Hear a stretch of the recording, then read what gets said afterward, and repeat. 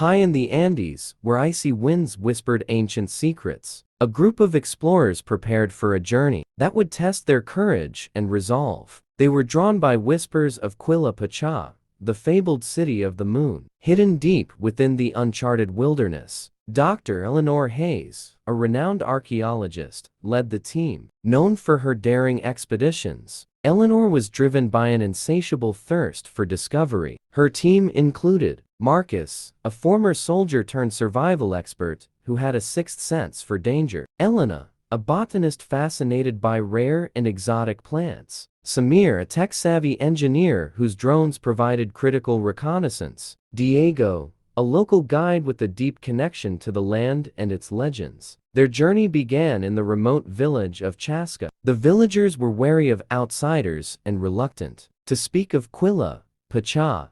One elder, however, broke the silence. "The city of the moon," he rasped. "Many have sought it, none return. If you go, follow the river. When it forks, take the left path. But beware, there are things in those mountains that do not welcome strangers." The warning hung in the air as the team set off. The journey was brutal from the start. The team traversed narrow mountain trails where a single misstep could mean death. Torrential rains turned paths into mudslides, and frigid nights sapped their strength. Elena kept a journal, sketching unusual plants and jotting down notes. "These species don't exist anywhere else," she said excitedly. Meanwhile, Samir piloted drones to scout ahead, capturing breathtaking footage of cascading waterfalls and hidden valleys. But strange occurrences began to unsettle the group. At night, they heard distant drums echoing through the jungle. Their supplies seemed to move or disappear when left unattended. Diego grew increasingly uneasy. "The jungle is alive," he warned. "It watches us." After 2 weeks, they reached the fork in the river. Choosing the left path, they entered a dense forest, where the sunlight barely penetrated. Ancient carvings began to appear, crescent moons etched into stone pillars, faded depictions of celestial rituals.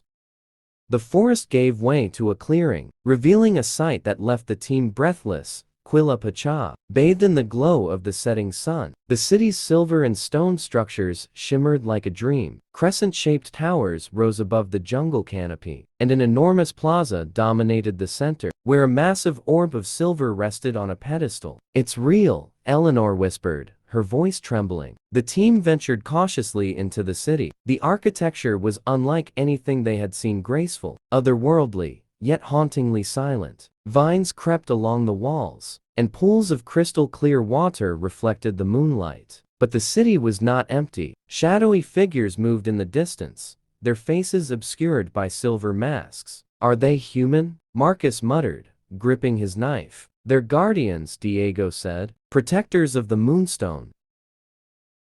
As night fell, the team observed the masked figures gathering in the plaza. They performed a ritual under the full moon, chanting in a language no one recognized. The silver orb, the Moonstone, began to glow, casting an ethereal light over the city. Eleanor was mesmerized. "This is it," she whispered, "the source of their power." Unable to resist, she approached the plaza.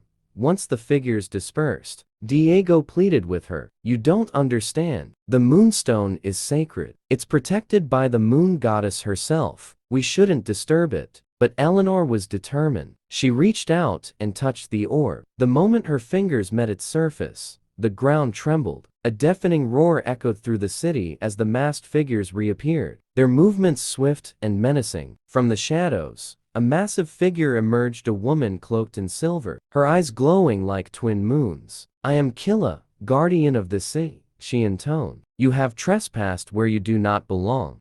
The goddess raised her arms, and the ruins seemed to come alive. Vines snaked across the ground, stone statues turned their heads, and a chilling wind howled through the city. "Leave now," Quilla commanded, "or face my wrath." Eleanor tried to explain, but Quilla's patience was thin. Marcus grabbed her arm. "We need to go now." The team fled as the city erupted into chaos. Samir's drones provided a momentary distraction, buzzing around the goddess, but one by one, they were destroyed. Diego led the group through hidden tunnels, his knowledge of the terrain their only hope of survival. The goddess pursued them relentlessly, her silver light illuminating the jungle. Just as they thought all was lost, Diego led them to a sacred waterfall. "This is holy ground," he said. "Even she cannot enter here." Quilla stopped at the edge of the clearing, her glowing eyes narrowing. "You may have escaped, but you will not return," she said, her voice echoing like thunder. "Quilla Pacha is forbidden."